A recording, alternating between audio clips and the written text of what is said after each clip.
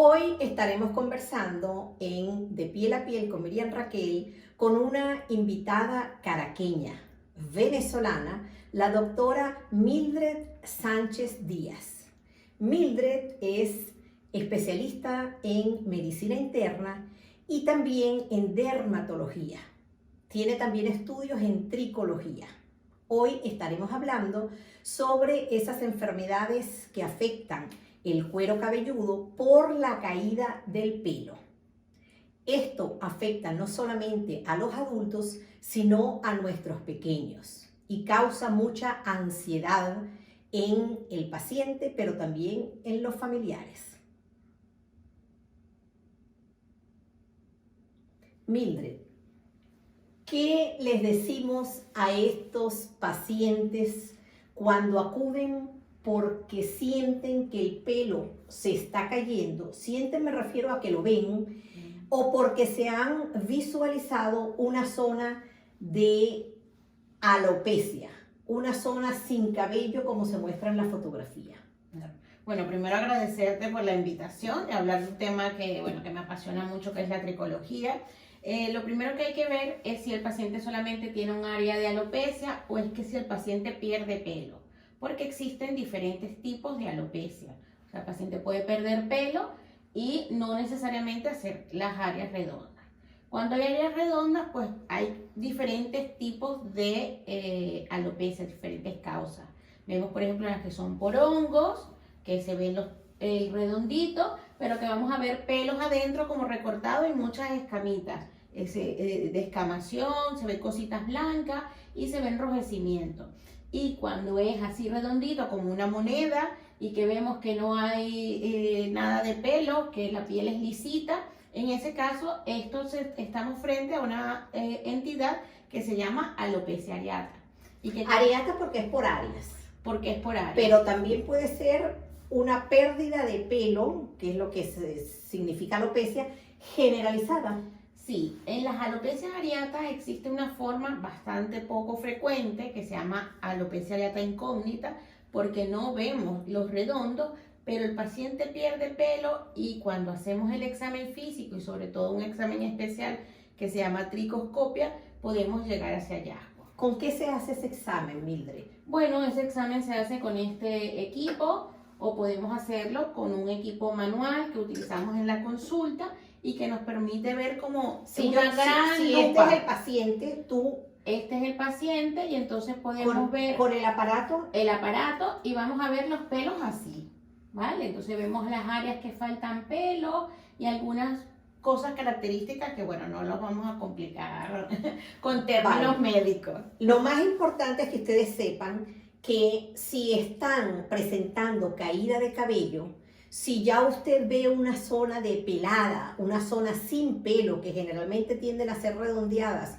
únicas o múltiples, debe consultar, porque no siempre la alopecia areata, que es como se denomina, va a ser de recuperación completa, ¿sí o no? Tiene que ver solo con emociones, como dice la gente, no, es que tienes estrés, o se asocian algunas enfermedades como vemos en pediatría, en mi caso como pediatra y siempre que vemos un paciente con alopecia areata, la parte emocional tiene una influencia. Yo le explico a los pacientes que el pelo es como la placenta, no le entra ni coquito, ¿vale? Tiene una cosa que se llama privilegio inmunológico, que es que protege. Entonces, en la alopecia areata esa protección se pierde y pueden entrar muchas sustancias, autoanticuerpos, sustancias oxidativas, y es lo que hace que el pelo se desprenda. ¿Sustancias oxidativas como qué? ¿A qué te refieres con eso? Son, van a ver producidas por los linfocitos, vale. Okay. Porque se sabe que es una enfermedad inmunológica. ¿Te refieres a sustancias que el mismo organismo produce, para afectar, que se llaman citoquinas, para afectar y producir daño? En este caso, para que se caiga el cabello. Hace que se caiga el cabello. Pero sabemos que en la alopecia areata vamos a tener una respuesta inmunológica alrededor de ese pelo. Se producen esas sustancias que se llaman citoquinas, interleuquinas, y eso es lo que hace que el pelo se caiga antes de tiempo. Y es frecuente ver esto en niños en pequeños, en adolescentes, en niños pequeños? Sí, ¿Se consultan? se puede ver a cualquier edad de la vida. ¿Y con qué enfermedades se relaciona más? Con enfermedades con las que más se relacionan con enfermedades de tiroides, sobre todo con tiroiditis. Entonces, todo paciente con alopecia areata, siempre pedimos un perfil tiroideo que incluya anticuerpos antitiroideos. Se puede relacionar también en pacientes con diabetes, y entonces, bueno, solicitamos siempre una valoración. Es importante también ver cómo está el hierro, la vitamina D, sobre todo en estas zonas de Europa en donde hay mucho déficit de vitamina D, también puede hacer que la enfermedad se comporte un poquito más fuerte. ¿Y con alguna otra enfermedad dermatológica, como la pérdida de pigmento, que la gente se va poniendo blanca, que denominamos vitiligo? ¿Es frecuente la asociación? Se está descrita la asociación con vitiligo. No es muy frecuente, pero sí está descrita en la literatura. Te preguntaba eso porque recuerdo que tuve una vez un pacientico que tenía alopecia areata, es decir, pérdida de cabello, así en placas, en zonas redondas, varias en el cuero cabelludo, y de repente comenzó a hacer manchitas blancas en el área genital y alrededor del ano, y el diagnóstico fue ese de vitiligo. Ahora, estos casos ¿tienen recuperación? ¿Esto tiene tratamiento, Mildred? Sí, claro. Muchas veces pueden repoblar solo, pero es un pequeño porcentaje, más o menos de 30%.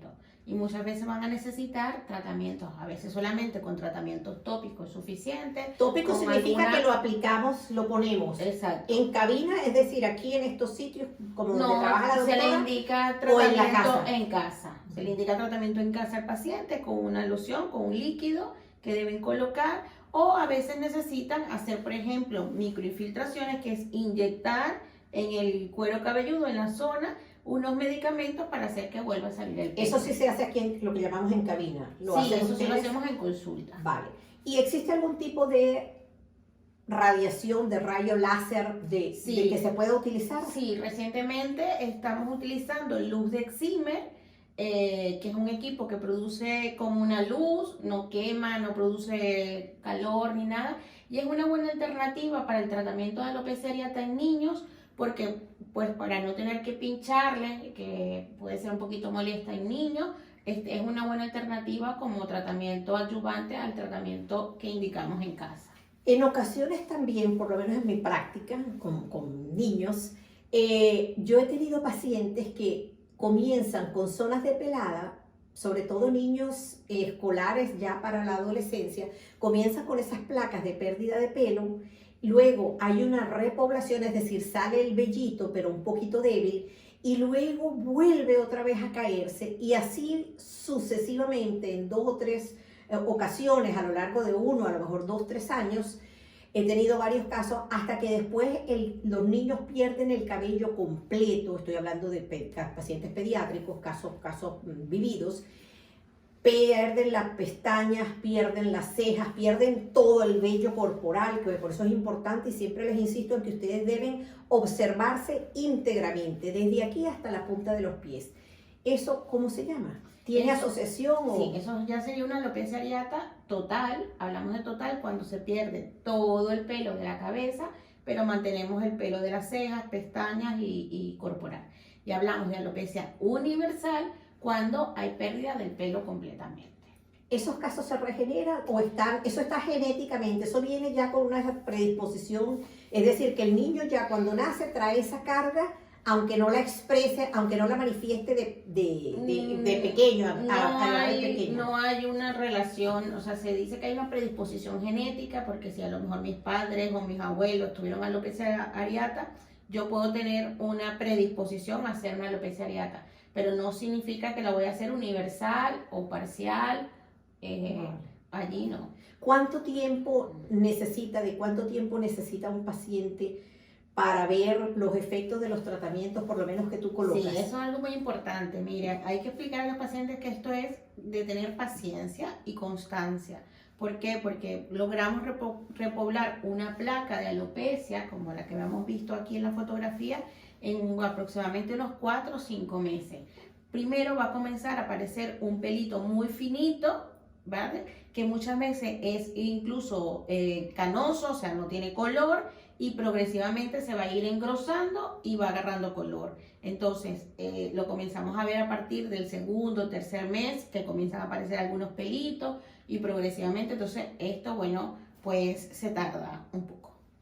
La relación de las alopecias areatas, de estas pérdidas de cabello, con la alopecia que se sucede en los hombres, pero también en las mujeres, que es la que llamamos o tiene a tener relación con el despertar hormonal que llamamos androgenética, ¿es lo mismo o qué le podemos decir a nuestra audiencia? No, la alopecia areata es una entidad muy diferente a la alopecia androgenética, de hecho también tiene tratamiento Que es la más diferente. frecuente, ¿no? Sí, la androgenética es la más frecuente porque, bueno, está asociado sí a un gen, pero se ve siempre en personas adultas, no se ve en niños. ¿Y alguna recomendación en relación al ambiente, a las situaciones de estrés y a la alimentación o a los productos que se deben utilizar en la casa? Sí, es muy importante, sobre todo en niños, la alopecia areata está en relación con algún problema en la familia. Entonces, siempre que yo veo un niño con alopecia areata, pregunto cómo está en la escuela, cómo se lleva con sus amiguitos, si en la casa hay problemas. La mayoría de las veces, a veces son padres que se están divorciando o se han mudado. En el caso, por ejemplo, de nosotros de que hemos tenido que emigrar o han tenido alguna pérdida importante, por ejemplo, ahorita con la situación de COVID, y eso ha afectado al niño.